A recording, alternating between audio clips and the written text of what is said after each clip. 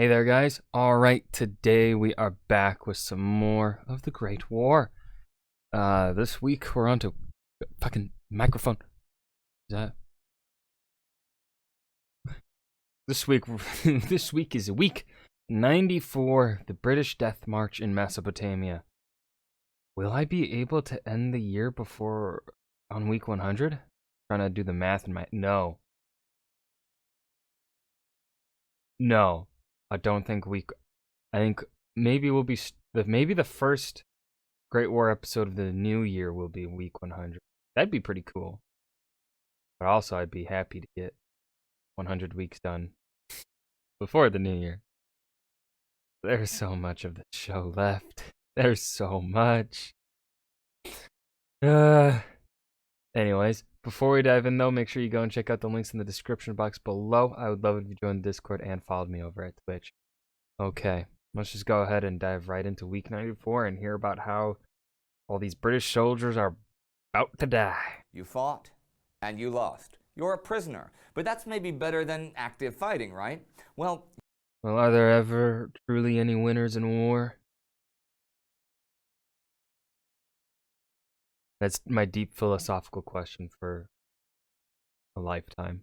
You have to get to the prison camp first, and this week, a death march begins.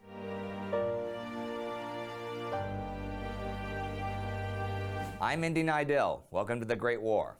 Last week, the big news was the surrender of the British and Indian army that had been under siege at Kut for 5 months. There was new action on the Italian front and poison gas attacks in the west. The Eastern Front had been quiet because of the spring floods, but I'll mention it now in a quote from The Story of the Great War. Again in May, the story of events on the Eastern Front is lacking in sensational movements, accompanied by equally unsensational success or failure. But nevertheless, it is on both sides a story of unceasing activity, of unending labor, of unremitting toil, of endless suffering, of unlimited heroism, and of unsurpassed courage. The more so because much of all that was accomplished was counted only as part of the regular daily routine, and lacked both the incentive and the reward of widespread publicity, which more frequently attaches to military operations of extensive character. Not for years to come will it be possible to write a detailed history of this phase of the Great War as far as the Eastern Front is concerned. Nor will it be practicable to recount all the uncounted deeds of valor accomplished by heroes whose names and deeds now must remain unknown to the world at large, even though both have been for months and months on the lips of equally brave comrades in arms. They weren't the only ones who'd been bravely toiling for months and months, but for those other men, the men from the siege of Kut, the ordeal was only beginning. On May 6th, the death march from Kut began. Nearly 12,000 British and Indian troops, most half-starved and many seriously ill, were marched Half-starved? I'd say starved. Northward, with Look at no those care ribs. nor concern being made for their well-being. On the second day, the men, many of whom had had their boots stolen, marched 24 kilometers. Why were their boots stolen? That's just rude. With neither water nor shade. Any who fell or even stumbled were beaten with whips and sticks. As they reached Ctesiphon, God damn, the Ottomans are being fucking brutal to the British and Indians. What the fuck? It's a little, not honorable for the conduct of war. Horror stories emerged, like that from Captain E.O. Mousley, who saw marchers dying with a green ooze issuing from their lips, their mouths fixed open, in and out of which flies walked. After 2 weeks... What the fuck would the green ooze be? Are we not gonna address, like, maybe what people think the green ooze could be? Like, what do scientists think? What do medical professionals think? I want to know. The men would reach Baghdad. Is it just puke? Where the American consul there paid local authorities to have 500 men sent to hospital before eventually back to Basra.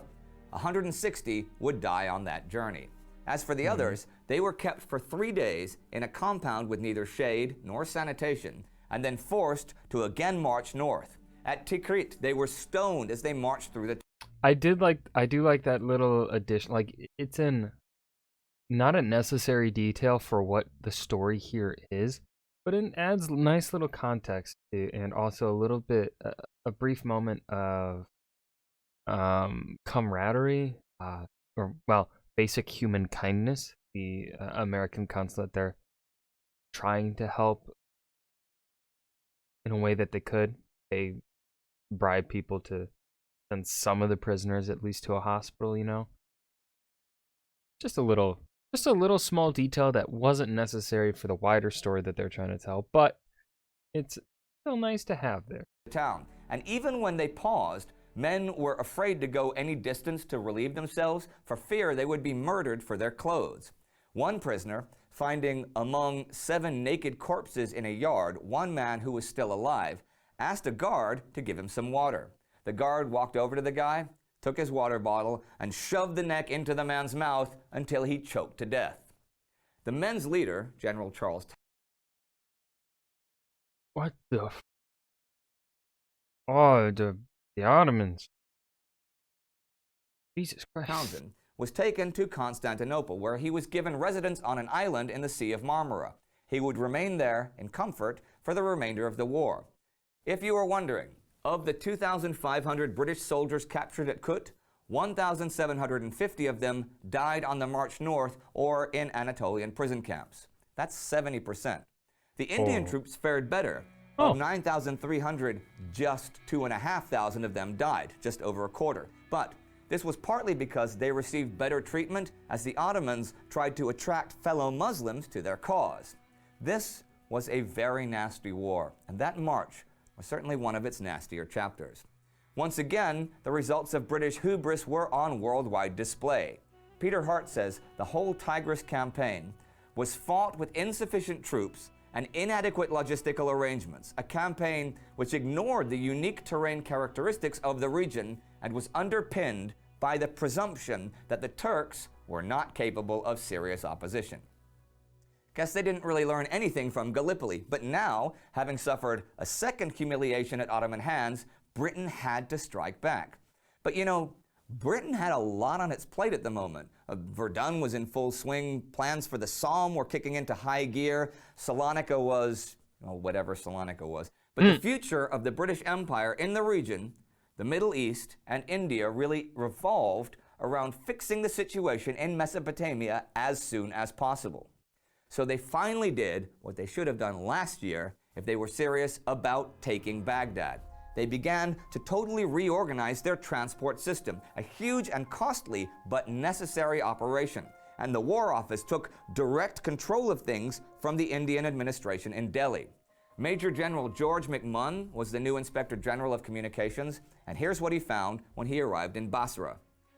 As we entered the anchorage, a melancholy sight appeared. 20 ocean steamers, loaded with supplies and military stores, lay awaiting unloading and had been so for weeks. So devoid was Basra of wharfage, port labor, and port craft to handle all that was now pouring into the river.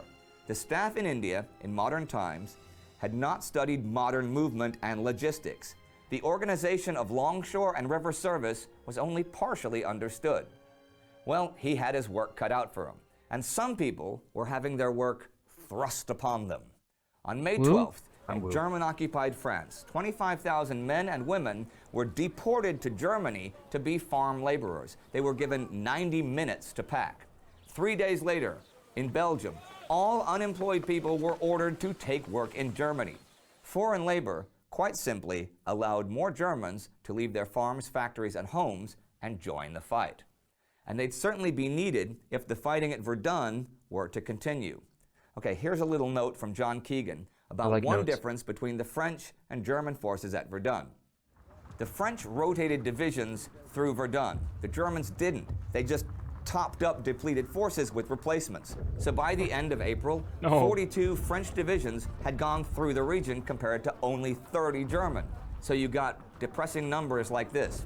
Between March and May, the German 25th Division suffered casualties in its infantry of over 100%. And here's what happened this week. On May 8th, 350 German soldiers were killed in Fort Douaumont when a munitions magazine exploded. General Charles Mangin, General Robert Nivelle's right-hand man at Verdun, saw the smoke and also saw a huge opportunity. Now, back on April 22nd, he had made one attempt to retake Fort Douaumont, and his men had gotten quite far before being driven away by German machine guns. And he thought now was the time to attack while the defenders were in disarray. He wanted to attack with 2 regiments on a 1-kilometer front. Nivelle said, "Go for it." The attack was scheduled for May 22nd, but the Germans soon knew all about it, security being one of Nivelle's biggest weaknesses. So all the German immediate plans were scrapped, and they began to quickly patch up Douaumont's defenses. And something that could not be patched up was the White Star liner, the SS Simrek. The Simrek was torpedoed on the 8th, a year and a day after the Lusitania was torpedoed, and actually was torpedoed by the same U-boat. This time, there was no international outcry, as the dead were all British citizens, and the Simrek had been shuttling ammunition between the US and Britain.